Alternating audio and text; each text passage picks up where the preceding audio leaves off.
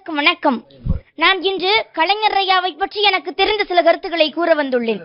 எழுதுகோள் கொண்டு செங்கோலாய் நின்று ஏழைகளின் துயரை தீர்த்த மன்னவனே, முத்தமிழ் புத்தகமே, கால்கள் முளைத்து நடக்கும் முப்பால் புத்தகமே, நீ சொல்லெடுத்து உரைப்பாட சபையேறின் சங்கதிகள் உருண்டோடும் சரித்திரம் புரளும். உன்னை சட்டமன்றத்தில் இடைநிறுத்தி பேச யாருண்டு?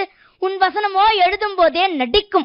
உதவைக்கு கைம்பெண், ஊனமுற்றவர்களுக்கு மாற்றுத்திறனாளி, மூன்றாம் பாலித்தவர்களுக்கு திருநங்கையின பெயரிட்ட தாயுமானவனே, திருவள்ளுவருக்கு சிலை வைத்த குன்றாத குரல் ஓவியமே, வாருங்கள் எல்லோரும் போருக்கு புறப்படுவோம், வந்திருக்கும் இந்திப்பையை விரட்டி அடித்துறோம் என இவருடைய வசனங்கள் எல்லாம் உறக்கத்திலும் முழக்கமாக எதிரொலித்தது.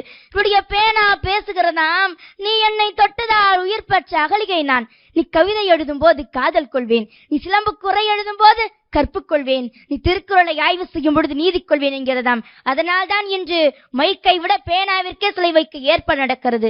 பள்ளியில் படிக்க தடை, மேலாடை உடுத்த தடை, காலணி அடிய தடை, சாலையிலே நடக்க தடை, தடையதை உடை, இதுவே கலைஞரின் கொள்கை படை. நன்றி, வணக்கம்.